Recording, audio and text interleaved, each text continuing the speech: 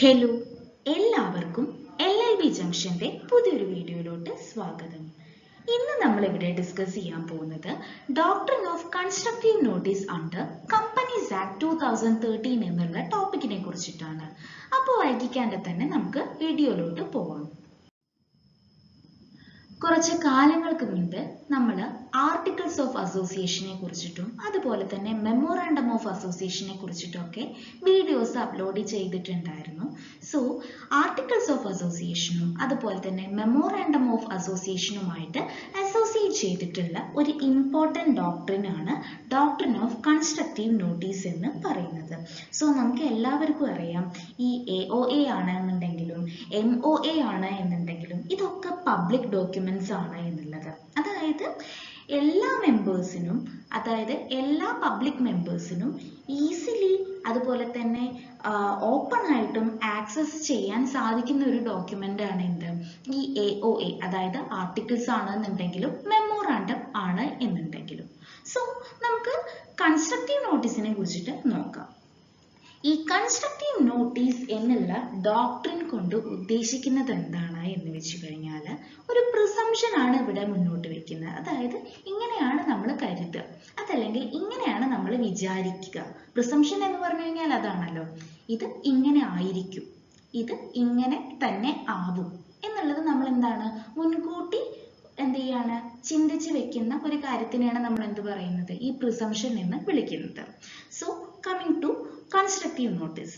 According to company law, any person dealing with the company, whether or not reads and understands the MOA and AOA of the company, is presumed to know the contents of the documents. അതായത് ഒരു കമ്പനിയുമായിട്ട് relate ചെയ്യുന്ന, അതല്ലെങ്കിൽ ഒരു കമ്പനിയുമായി സംബന്ധിക്കുന്ന, അതല്ലെങ്കിൽ ഒരു കമ്പനിയുമായിട്ട് deal ചെയ്യുന്ന ഒരു വ്യക്തിക്ക് ആ കമ്പനിയുടെ മെമ്മോറാണ്ടം ഓഫ് അസോസിയേഷനും അതുപോലെ തന്നെ ആർട്ടിക്കിൾസ് ഓഫ് അസോസിയേഷനിലും പറഞ്ഞിട്ടുള്ള എല്ലാ കാര്യങ്ങളും വായിച്ച് അറിവുള്ളതായിട്ടാണ് പ്രിസ്യൂം ചെയ്യുക. അതിപ്പോൾ അയാൾ വായിച്ചാലും വായിച്ചിട്ടില്ലെങ്കിലും ആ കമ്പനീനെ സംബന്ധിക്കുന്ന ഒരു വ്യക്തി അവിടെ ഉണ്ടെന്നുണ്ടെങ്കിൽ എന്തായിരിക്കും കോടതി പ്രിസ്യൂം ചെയ്യുക, അതല്ലെങ്കിൽ ലോ പ്രിസ്യൂം ചെയ്യുക, ആ കമ്പനിയുടെ ആർട്ടിക്കിൾസിലും അതുപോലെ തന്നെ മെമ്മോറാണ്ടത്തിലും പറയുന്ന എല്ലാ കാര്യങ്ങളെ കുറിച്ചിട്ടും അയാൾ ബോധവാനാണ് എന്നുള്ളതാണ്.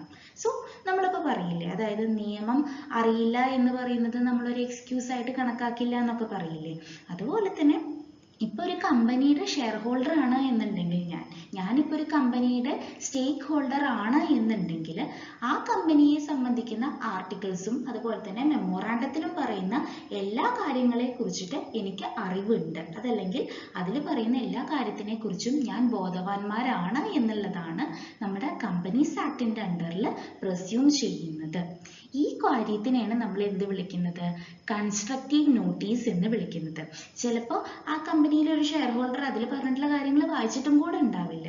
അയാൾ വായിച്ചാലും വായിച്ചില്ലെങ്കിലും ആ കമ്പനിയുമായി സംബന്ധിക്കുന്ന ഒരു വ്യക്തിക്ക്, ആ കമ്പനിയുമായി ഡീൽ ചെയ്യുന്ന ഒരു പേഴ്സണ് കമ്പനിയുടെ മെമ്മോറാണ്ടത്തിലും അതുപോലെ തന്നെ കമ്പനിയുടെ ആർട്ടിക്കിൾസിലും പറഞ്ഞിട്ടുള്ള എല്ലാ കാര്യത്തിനെയും കുറിച്ചിട്ട് അയാൾ അവെയർ ആണ് എന്ന് പ്രിസ്യൂം ചെയ്യുന്നതിനെയാണ് നമ്മൾ എന്ത് വിളിക്കുന്നത്, കൺസ്ട്രക്റ്റീവ് നോട്ടീസ് എന്ന് വിളിക്കുന്നത്.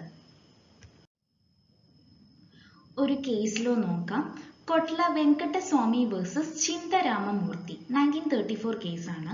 സോ ഈ ഒരു കേസിൽ എന്താണ് ഉണ്ടായിട്ടുള്ളത് എന്ന് വെച്ച് കഴിഞ്ഞാൽ, ഒരു കമ്പനിയുടെ ആർട്ടിക്കിൾസ് ഓഫ് അസോസിയേഷനിൽ ക്ലിയർ ആയിട്ട് പറഞ്ഞിട്ടുണ്ടായിരുന്നു, കമ്പനിയുമായി സംബന്ധിക്കുന്ന എന്ത് ഡീഡായാലും അതിൽ നിർബന്ധമായും കമ്പനിയുടെ വർക്കിംഗ് ഡയറക്ടർ, അതുപോലെ തന്നെ കമ്പനിയിലെ സെക്രട്ടറി, അതുപോലെ തന്നെ കമ്പനിയിലെ മാനേജിംഗ് ഡയറക്ടർ, ഈ 3 പേരുടെയും സിഗ്നേച്ചർ അത്യാവശ്യം ആണ് എന്നുള്ളത്. സോ അങ്ങനെയിരിക്കെ ഒരു വ്യക്തി, ഒരു പർട്ടിക്കുലർ പേഴ്സൺ എന്ത് ചെയ്തിട്ടുണ്ടായിരുന്നു, കമ്പനിയിൽ നിന്ന് ഒരു ഡീഡ് ആക്സെപ്റ്റ് ചെയ്തിട്ടുണ്ടായിരുന്നു. ആ ഡീഡ് എന്ന് പറയുന്നത് ഒരു മോർഗേജ് ഡീഡ് ആയിരുന്നു. സോ ആ ഒരു പർട്ടിക്കുലർ ഡീഡിൽ ഈ കമ്പനിയിലെ 3 വ്യക്തികൾക്ക് പകരം, അതായത് ഈ 3 പൊസിഷനിൽ ഇരിക്കുന്ന ആൾക്കാർക്ക് പകരം വെറും 2 ആൾക്കാർ മാത്രമായിരുന്നു എന്ത് ചെയ്തിട്ടുണ്ടായിരുന്നത്, സൈൻ ചെയ്തിട്ടുണ്ടായിരുന്നത്. സോ ഈ ഒരു പർട്ടിക്കുലർ പേഴ്സൺ ഇതൊക്കെ സൈൻ ചെയ്തതിന് ശേഷം മോഡ്ഗേജ് ആണല്ലോ. സോ ഈ ഡീഡുമായിട്ട് മുന്നോട്ട്, അതായത് ഈ ഡീഡിന്റെ കാര്യമായിട്ട് കമ്പനിയോട് സംസാരിച്ചപ്പോൾ കമ്പനി എന്ത് പറഞ്ഞു? ഈ ഡീഡിന്റെ യാതൊരു ലയബിലിറ്റി ഞങ്ങൾക്ക് ഏറ്റെടുക്കാൻ സാധിക്കില്ല. കാരണം ആർട്ടിക്കിൾസ് ഓഫ് അസോസിയേഷനിൽ ക്ലിയർ ആയിട്ട് പറഞ്ഞിട്ടുണ്ട് 3 സ്പെസിഫൈഡ് പേഴ്സൺസ് ഇതിൽ സൈൻ ചെയ്തിട്ടുണ്ടായിരിക്കണം. ആൻഡ് ഓഫ് കോഴ്സ് ഇതിലാകെ 2 പേരുടെ സിഗ്നേച്ചർ മാത്രമേ ഉള്ളൂ.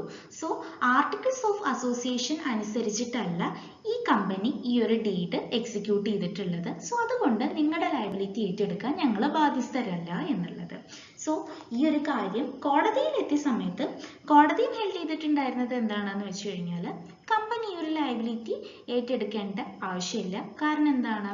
ഇവിടെ ഡോക്ട്രിൻ ഓഫ് കൺസ്ട്രക്റ്റീവ് നോട്ടീസ് ആയിരിക്കും അപ്ലൈ ചെയ്യുക. സോ കൺസ്ട്രക്റ്റീവ് നോട്ടീസിൽ എന്താണ് പറഞ്ഞിട്ടുള്ളത്? കമ്പനിയുമായി സംബന്ധിക്കുന്ന ഏതൊരു വ്യക്തിയാണ് എന്നുണ്ടെങ്കിലും അവർ ഈ കമ്പനിയുടെ മെമ്മോറാണ്ടം അതുപോലെ തന്നെ ആർട്ടിക്കിൾസ് ഓഫ് അസോസിയേഷനും വായിച്ചാലും ഇല്ലെങ്കിലും അതിൽ പറയുന്ന കാര്യങ്ങളൊക്കെ അവർക്ക് അറിയുന്നതായിട്ടാണ് പ്രിസ്യൂം ചെയ്യുക എന്നുള്ളതാണ്. ഇത്രയും നേരം നമ്മൾ ഈ ഡോക്ട്രിൻ ഓഫ് കൺസ്ട്രക്റ്റീവ് നോട്ടീസിനെ കുറിച്ചിട്ട് ഇങ്ങനെ സംസാരിച്ചിട്ടുണ്ടായിരുന്നു. പക്ഷേ റിയാലിറ്റിയിലോട്ട് വരുന്ന സമയത്ത് അധിക സമയവും കോടതി എന്ത് ചെയ്യില്ല? ഈ ഡോക്ട്രിൻ ഓഫ് കൺസ്ട്രക്റ്റീവ് നോട്ടീസിന് എന്ത് ചെയ്യില്ല? കൺസിഡർ ചെയ്യില്ല, അതല്ലെങ്കിൽ ആക്സെപ്റ്റ് ചെയ്യില്ല. കാരണം എന്താണ്? ഈ ഒരു ബിസിനസ് റിയാലിറ്റിയിലോട്ട് നമ്മൾ വരുന്ന സമയത്ത് ഒരുപാട് സാധു മനുഷ്യർ എന്ത് ചെയ്യാം? ചീറ്റ് ചെയ്യപ്പെടാനൊക്കെ സാധ്യതയുണ്ട് അല്ലേ? സോ ഈ ഡോക്ട്രിൻ ഓഫ് കൺസ്ട്രക്റ്റീവ് നോട്ടീസ് എന്ന് പറയുന്നത് ആക്ച്വലി ഒരു അൺറിയൽ ഡോക്ട്രിൻ ആണ്. അതായത് ഭൂരിഭാഗ സമയത്തും എന്ത് ചെയ്യില്ല, നമ്മൾ ഈ ഒരു പർട്ടിക്കുലർ ഡോക്ടറിനെ കോടതി എന്ത് ചെയ്യില്ല? ആക്സെപ്റ്റ് ചെയ്യാറില്ല. സോ ഇന്ത്യയിലും ഈ ഒരു ഡോക്ടറിന്റെ പൊസിഷൻ എന്താണെന്ന് വെച്ച് കഴിഞ്ഞാൽ ഇംഗ്ലണ്ടിലെ പോലെ തന്നെയാണ്. അതായത് ഈ ഒരു ഡോക്ടറിനെ അത്ര സീരിയസ് ആയിട്ട് നമ്മൾ എന്ത് ചെയ്യില്ല? കൺസിഡർ ചെയ്യാറില്ല. ഒരു കേസിലുണ്ട് Dehradun Mussoorie electric tramway company limited versus Jagmander Das 1932 കേസാണ്.